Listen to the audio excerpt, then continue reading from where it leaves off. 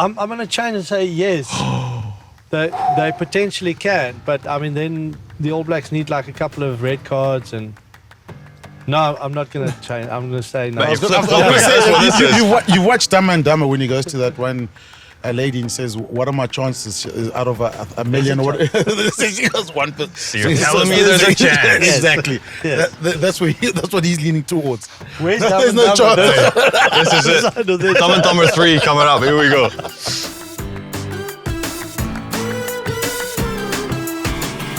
Welcome to another episode of Rugby After Hours. I'm your host, Johnnie Beattie, and what a few days of rugby we've had over the course of the weekend. I'm delighted to be joined by South African and Argentinian rugby royalty with me today, Shimi, Jean, Juanito. Welcome to the show. Boys, I'm going to start with the South African game first. What a game. Epic. Probably one of the most physical test matches we've seen in a while. You know, those guys were going hammered. It was a slugfest in the beginning. Unfortunately, we went down at the end. But yeah, lots of question marks, but also lots of answers, I think, from a South African point of view. Well done to Ireland. But we're still alive in this competition. We're still alive. Very much alive. Before we get into the nitty-gritty of the game, what did you make of the atmosphere? Because the images, it looked absolutely incredible. Yeah, I wanted to add to Shimi there. I mean, yeah, epic game, but the atmosphere and as a spectacle for this Rugby World Cup, I thought just tremendous. I mean, we did another show yesterday, and I said, like, I think it was the biggest attended karaoke that I've ever been to post-game, you know, with the Irish singing and Zombie making an appearance. Did you sing? I didn't sing along, Okay. but I'm a good listener. Okay. Yeah. Good. I've My seen him at wife likes that karaoke. thing. He's not bad. I'm a good listener. Yeah, good. But no, incredible.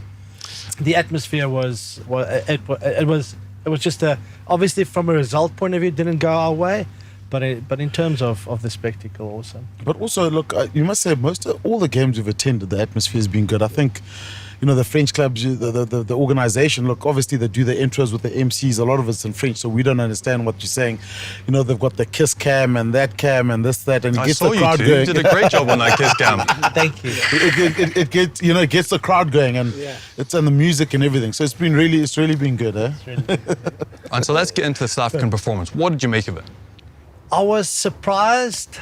You know, when you think of South Africa and you look at the team that they selected, and obviously a lot was said about the 7-1 split on the bench, then you kind of expect them to play a certain way, and then suddenly kick off. Immediately they take a wraparound play, take it wide in their own 22, ball goes into touch, and you start thinking, well, you know, what's happening here? And then obviously the pressure that we were able to apply on the set phase of the Irish line-out not functioning that well, got the upper hand from a scrumming point of view as well, but never got the return on the scoreboard. So we kind of felt that, you know, if you go with that selecting a team like that with a 7-1 split, you want to be able to apply the pressure constantly. So with a goal kicker that's not an 80-plus goal kicker, rather kick it out. Do your line-out maul, apply more pressure there, hopefully force that into penalties. Penalties eventually turns into yellow cards, you know, as we saw in the game at Twickenham against New Zealand, and then you get the upper hand. But we weren't able to keep that kind of pressure. So I think the selection and the alignment with the strategy that they had was probably not there. But I mean, again, you know, Ireland's a quality side. You know, you got to give credit there in the way that they played, the way that they were able to take in all that pressure. Their scramble defense is second to none, and they just never give up. And when they got the opportunity, they got the points. So incredible game of rugby, even though it was low scoring. And you mentioned the points off the tee, 11 points left out there. Andre Pollard coming back into the squad. Do you expect to see him come the end of the pool stages and into the quarters and semis, hopefully for South African rugby? So, being the only backline player on the panel here today, I don't think any one of us should comment about kicking at goal. No. Or what do you think?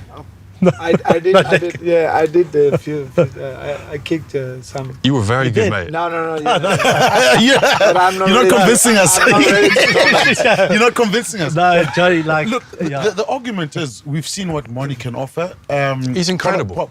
Pollard played 40 minutes, I think, in the last couple of months. You give Pollard a go against Tonga, see where he is physically, mentally, kicking point of view. Then when you go into the playoffs, then you can make a decision. And you can easily have Moni starting and Pollard on the bench. You bring him on if you want to close out a game and so on.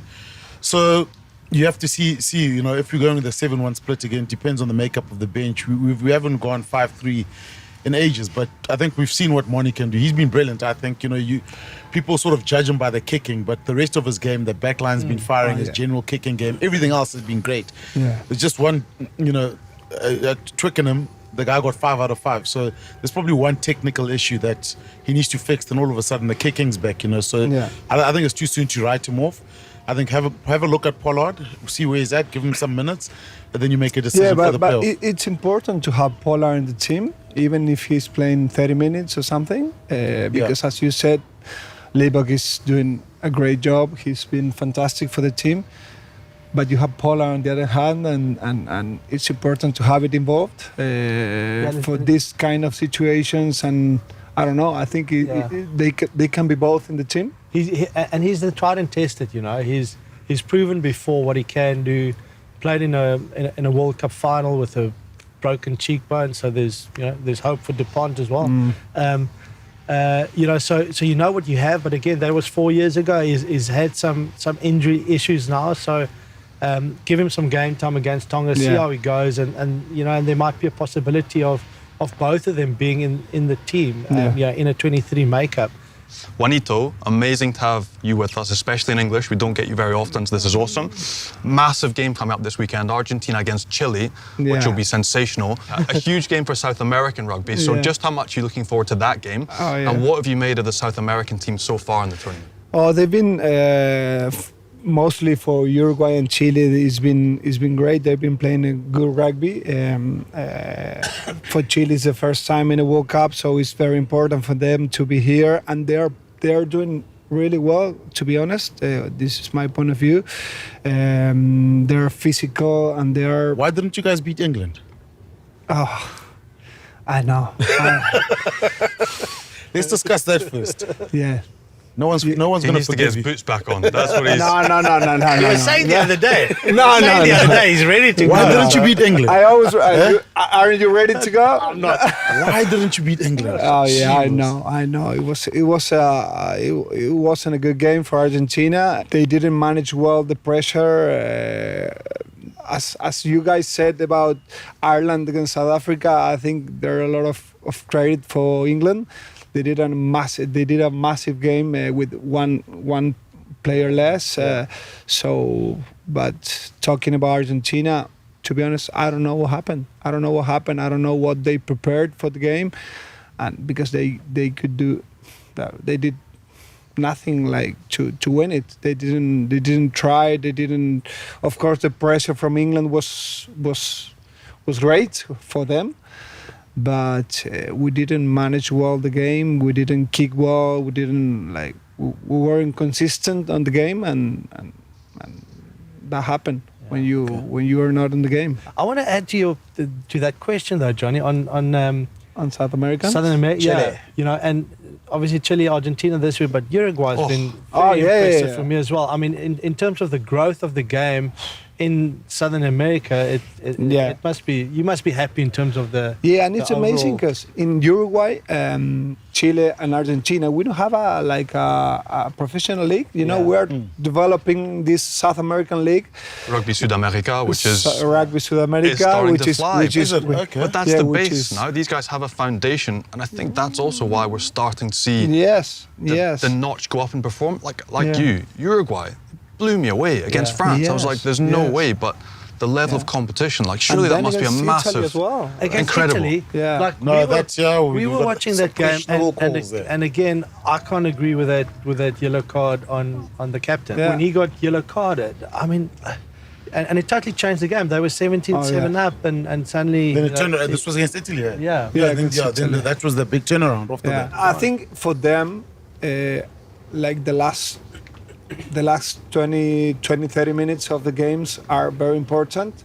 Is when they start to coming down slowly, because the other teams are professional leagues with professional players, fully professional, and then sometimes you can put the heart and you can work hard and everything, but at the end of the game, you will start like losing a little bit. Just not conditioned well enough. But conditioning and more competitive games. I think we've seen the rise of Tonga, Fiji, Samoa in this World Cup because they're now suddenly playing more competitive rugby. Tier More 1 rugby frequently.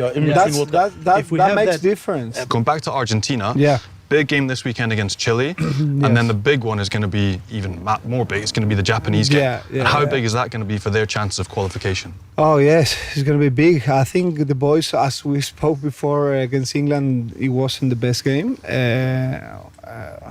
And then we'll have this Samoa game where the boys did a bit better. We just needed to win this game to start building this confidence and to attack these two last games against Chile and Japan. So I think we're still like building something. It's going to be a good test against Chile, and I think the boys are ready to step up. So the big news, everyone's been talking this week about the injury to Antoine Dupont. Operation Friday, he's back with the squad Thursday coming, and he's meant to start training again on Sunday. But just how big for the competition is it that he stays involved? It's a tricky one though. You know, this almost reminds me of that one Euro Cup, or when they talk about David Beckham's left foot, and it became a sideshow. You know, for me, it's as a coaching team, you plan for worst case scenario. You're going to lose players. You need contingency for that. So you obviously want the best players to play in the World Cup. You want the best players available to make it a competition. But for me, the French need to understand that if he's not there, they have the belief that you can still win. Because whatever happens in the quarter, maybe he gets injured again, or another key player gets injured, and they have to go through. You know, so it's happened. You look at 1995 World Cup, Andre Hubert's hand. You know, he had to go to that chamber, and he played with a broken hand or whatever it is. But life's got to go on. Also, I'm just worried that you focus too much. Like you heard the other day, France can't win without Dupont. And rugby is a team game. You got to learn to win without. You know, we saw when Sexton went down. When Damon Dallander ran over. When Carter went down, and then what's it? Cruden went down, and Colin Slade went down. Step up Beaver. And then stand up Beaver. Unfortunately, sometimes you have to do it the hard way. Awesome stuff, boys. Time to put you through your paces. We're going to play our first game, agree or disagree. So team, agree or disagree. The premise of this game is I'm going to ask you some contentious or not questions that World Rugby Studios have put together. I'm going to ask you simply, with your paddle, show us if you disagree or agree and why. Oh, okay. Safe hands. We're good. We're good. Okay. Italy could very potentially beat the All Blacks this weekend. No, they can't. Oh, you were close. No, they can't. No, absolutely no chance. No, they can't. Everyone goes, listening, Italy were close, or ran All Blacks close, end of year tour. That's when the All Blacks generally rotate their team, and they do their squad rotation against them. They never play their full strength team against Italy. End of year tour, it's a World Cup here. All Blacks have had 2 weeks off. They've been training pretty hard, and they're building up towards a playoff game against Ireland. It's not going to happen. I'm going to change and say yes. They potentially can, but I mean, then the All Blacks need like a couple of red cards and. No, I'm not going to change. I'm going to say no. You watch Dumb and Dumber when he goes to that one lady and says, "What are my chances out of a million?" Or what? She goes 1%. So you're telling me there's a chance? Exactly. Yes. That's what he's leaning towards. Where's There's no chance. This is it. Dumb and Dumber 3 coming up. Here we go. South Africa can still win the World Cup. So despite the loss, they've still got enough in the tank. And they can do it. Yeah. Yes. It happened last World Cup. Check the it right? did. Yeah, 100%. They lost one in the pool. The All Blacks. But check the Scot, just knowing that Scotland's still waiting in the wing. Yeah, I know. Yeah, Lurking. Lurking in the shadows. possibly an upset. Oh yes. No, South Africa can still do it. Oh yes. Still got enough in the tank. Oh, yeah. Definitely. And from that loss, they'll know also if Pollard comes in, goal kicking percentages go up. Yeah, look, I don't think it's just purely down to the result. I think it's the way that they play, and I don't think they played too badly. I think they were up against a quality Irish outfit, and the margins in that game were so small. So, you know, you make a couple of adjustments, a bit of luck the other side, one or two decisions going your way, not the other way, or whatever. Scores catches that ball, it's 10-0 up. Yeah, you know, so Yeah, with, 5 minutes to go before still half-time. confident. I think you would agree. Faf gets that kick, it's a different game. Everybody agrees that that game is almost worthy of being a final. That's the type of game that you want to see. Yeah. And quite easily, that game, the next time they play, could go the other way. But Yeah. what a game it was. Okay, different tact. Form does not matter coming into a Rugby World Cup. I want to agree with that. Form doesn't matter coming to, doesn't. Yeah, we can see that. Yeah. You can have, Wales. But wasn't it the 2007 where the Box had a horror show the year before the World Cup? Yeah, 2006.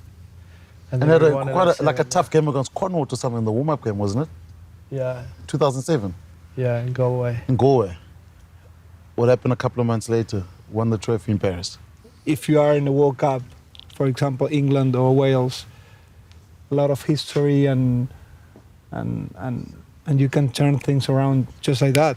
Like, you know how to play rugby. It's been a bad half year or year. That's it. You are in the World Cup. The head is different. Yeah. You prepare yourself differently here. Things can change, I think. Yeah, but if you look at, it's quite bizarre. You look at the 2011 World Cup. France lost 2 games in the group stages. I think they almost tried to fire their coach. And the last 20 minutes, that game could have gone anywhere. You know, they could have won that. England, 2007, it was 32-0 the first game. 36. It was a 36-0. Yeah, 36-0 the first game. England ended up making the final and almost, well, just lost that by a couple of points. So within a World Cup itself, you know, you can go up and down like that. Oh, yeah.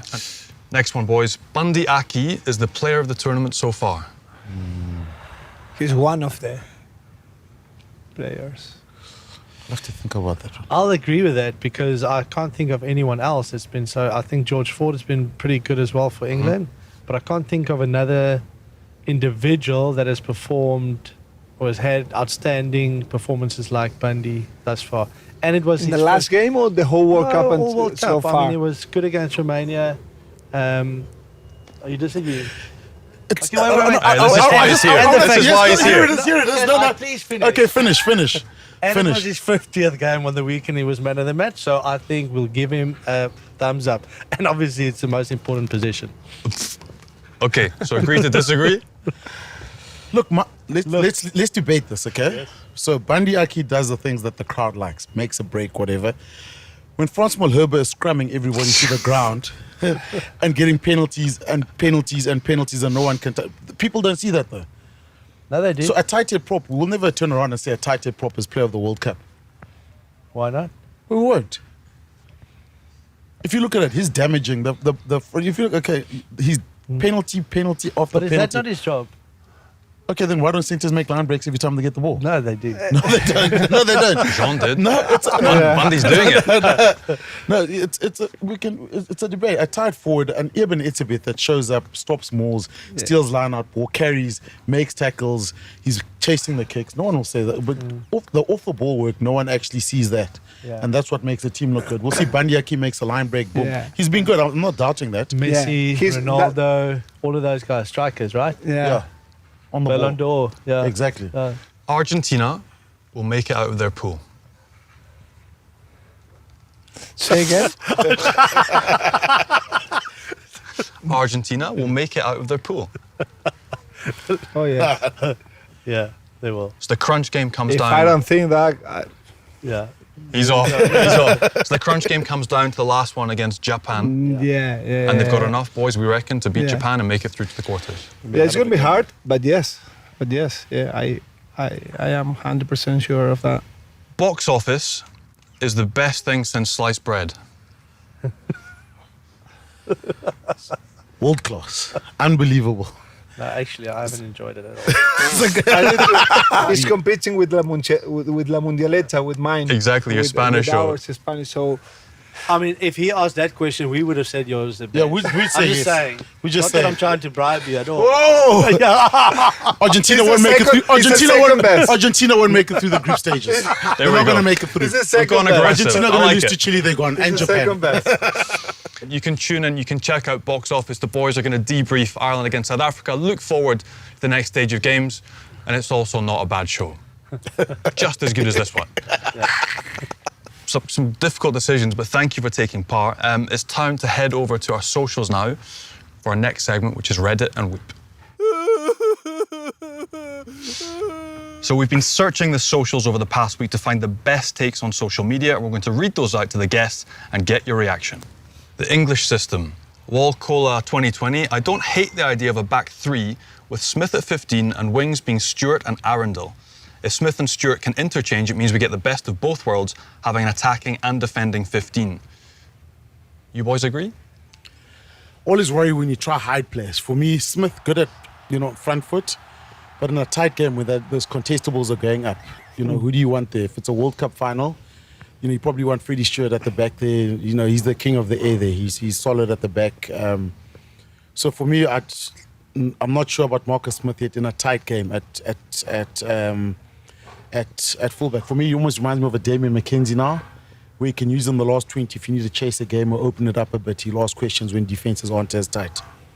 Georgia, Portugal, the performances of the Tier 2 nations. You want an argument for more teams in the Rugby World Cup? Then here it is. That was easily the best game I've seen so far at the World Cup.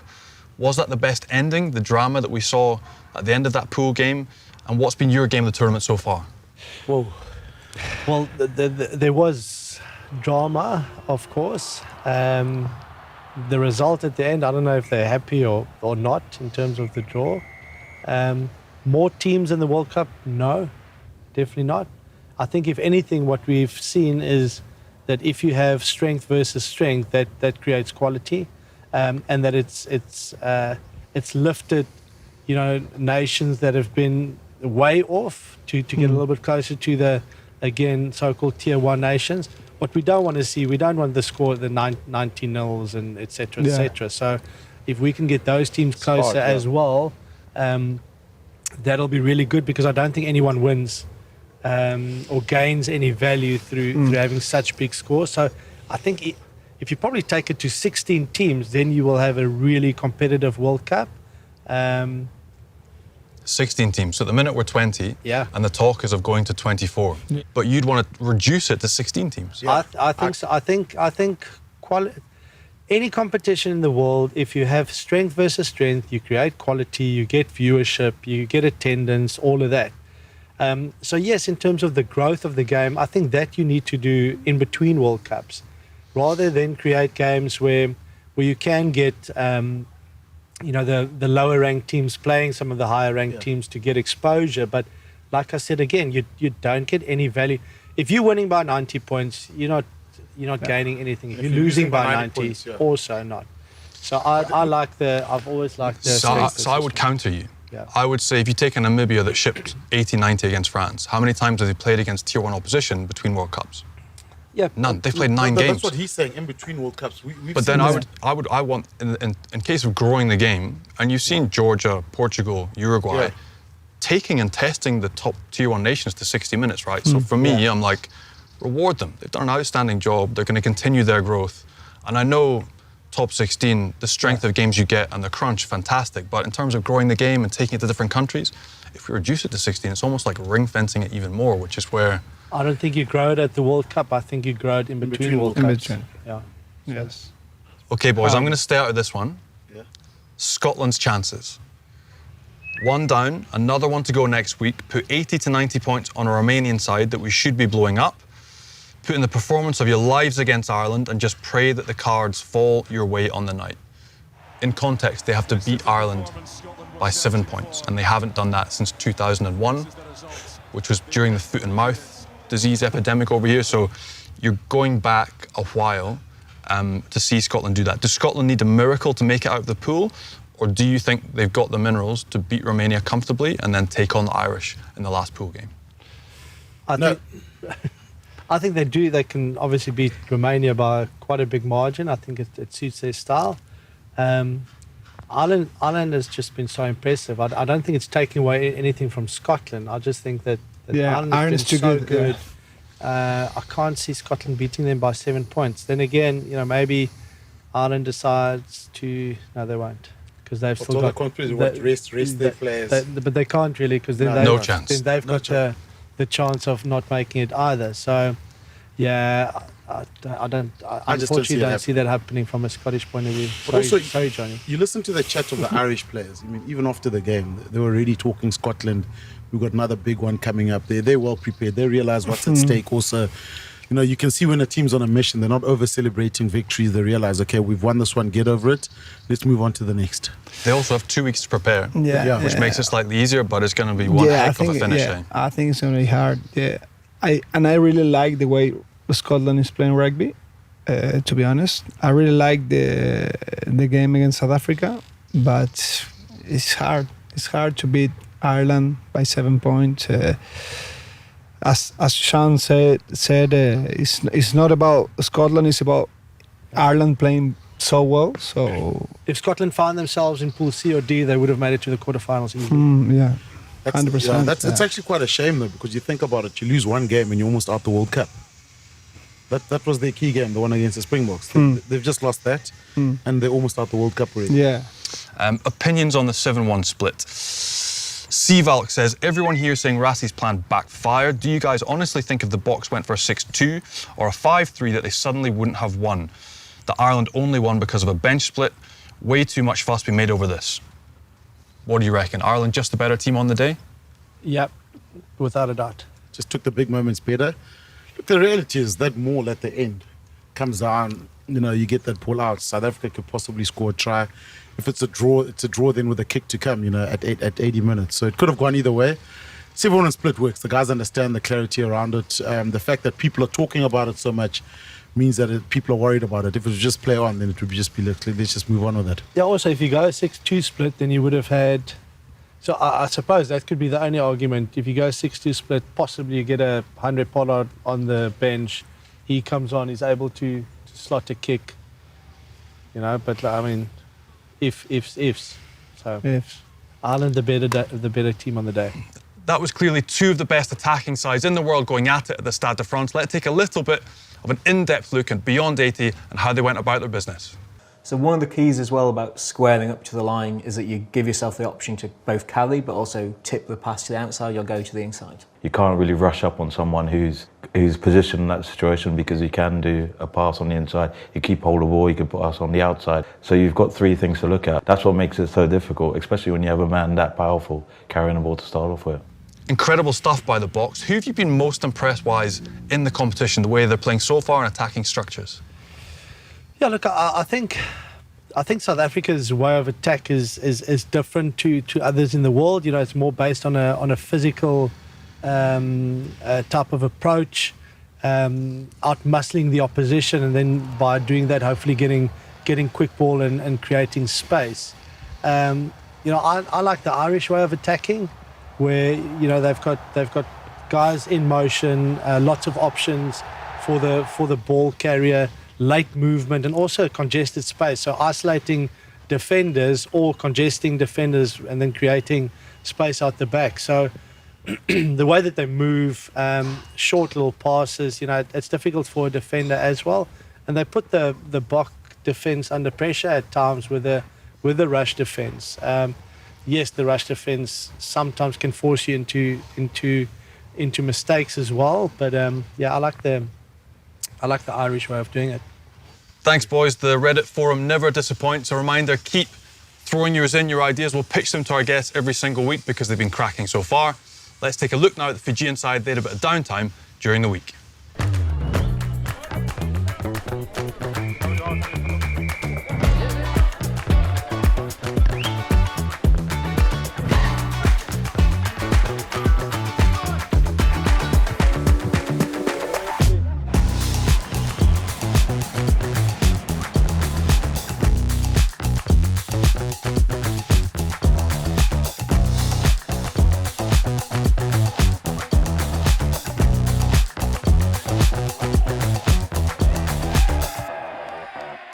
Great to see the English boys having a bit of downtime during the comp. Fellas, just how important is that? You've been part of these huge competitions.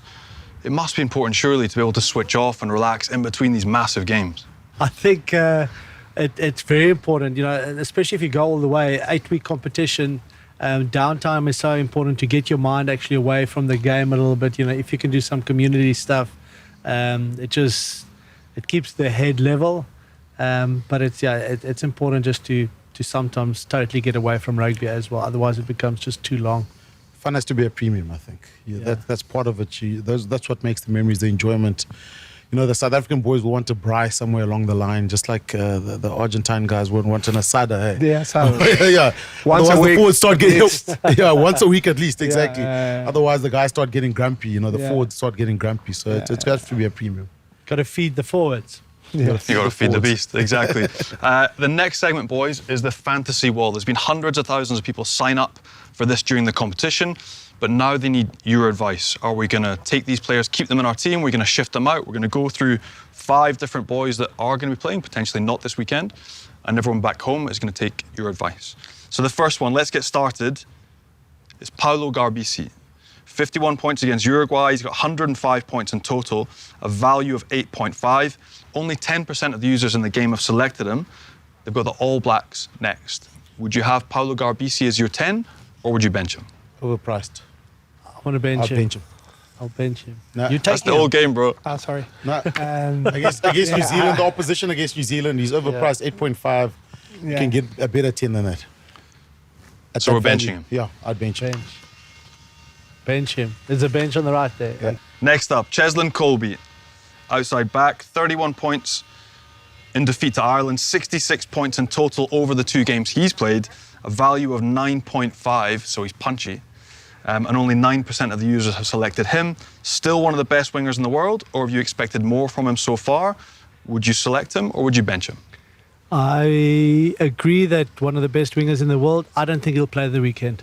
I'll No, bench him. I'll tell you what. I'll bench him. At 9.5, you can look at Argentina, the way they play against Chile. You get better value against a wing that's going to score more tries. So I would bench him for this one. Great wing, great prospect, but I just don't, I think, you know, for value for money, you can get, you know, you could probably get wings that will score a lot more tries this weekend. like who? You bench him, and who you put in? I might have Well, I one look at coming one of up. the Argentinian wings, for example. Because of I'll go for Caleb Clark. Mate, you read my mind. Oh, really? Caleb Exactly, Clark, How did, impressive last time out, 88 Caleb- points against Namibia. there we go. A value of 8. Only 1% of users in the game have taken him, so nobody at all. It's a good buy. But he could rack up a It's a score good against buy. New Zealand. So So Caleb Clark. Will Jordan's always a good buy. You look at his strike rate, test scoring. He's always crosses the line. Yeah. I'd look at him also. I'm going Caleb Clark. Select him. You having Caleb? He's in. Yeah. He's Are starting. you guys in? Yeah, I'm in.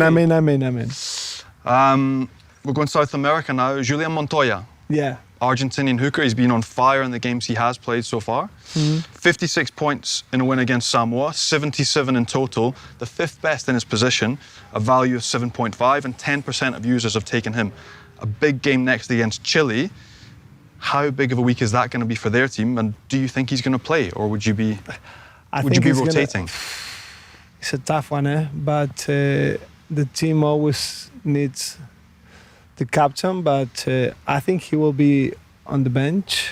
I think he'll be on the bench. If he's playing, we select him because I think more tries against Chile. Hooker scores a lot of them. Yeah, you but get some we have points. Gas Krabi, we have Ruiz, Coco Ruiz, who is in great shape. So do you think there's a chance they might rest him and play Gus or somebody else for game time? or Ruiz, maybe? Yeah, I think they're gonna rest him. Yeah, that's what I think, man. So we're benching him. I'm Yeah. selecting him. What's his value? I'm outvoted. His value is 7.5. Well, I'm saying Hey, we split the Are they a couch. big mauling team? Argentina. Yes. Yeah. Yes. Yeah, I'd go with him. I'd take him. Benching. the starting. Argentine gets the final vote. Okay, he's got the final vote. No, the thing is, In or out? In or out? he's gonna rest this. I don't know if he's gonna go to the bench or. Okay, he's out. He's out. He's Yeah, benching. this is what I think. This is my opinion. Finn Russell, Scottish standoff, 59 points in the win over Wow. Tonga. He was pretty good. 81 points in total. He's got a value of 13. Expensive, but would he be the best option next weekend against Romania? Yes. Yes. Yeah. And is that going to be influential Yeah. on them getting out the pool? So what are we Yes. thinking? So we're having Finn Russell. He's going to be your having 10 him. this I'll weekend. tell you Yes. what. You take Juan van der Merwe for that. But he doesn't play Flav. No, but I'm saying Caleb Clark. I was talking about wing. I'm talking about the other options. Oh, you think about other options. There's not only 5 players. But we only meant to. I'm just giving extra advice. You know, Okay. Yeah. use it or lose it. So Take Finn him. Russell, standoff. Take him. Starting? Take him. Yeah, starting. Take him. Well, there you have it. Those are our expert predictions for round 4. Before you leave, gents, I'm going to ask you for your big predictions. Who's going to win the competition? You only get one team. Who's taking this home? Juanito, no pressure. I'm coming to you first. I can see your face. South Africa. Just because they're there, or genuinely? No. I think that's what I think. They're good, eh? John? How can I disagree with that? I'll agree. South Africa. Green and gold, South Africa. They bleed green and gold. Even you do, it's clear. I'd love France to see it. Okay. Purely because I think it'd be great for another Northern Hemisphere nation. I think that they do have a little bit of a 16th man. I think Antoine Dupont is getting a mass fitted this week. If he comes back, that makes that game against potentially the Saffers in the quarter even more spicy, but just for a change. Like, you guys have had it a few times. It'd be nice to have a Different one. different nation. Good. But there we go. Fair We'll enough. see. We'll Yeah. follow on through. Thank you very much for joining us on another episode of Rugby After Hours. Don't forget, you can catch the boys on Rugby Box Office. You can also catch all of your Rugby Pass TV content on a weekly basis. A big thank you to the boys for joining us, and we'll catch you next week. Gracias.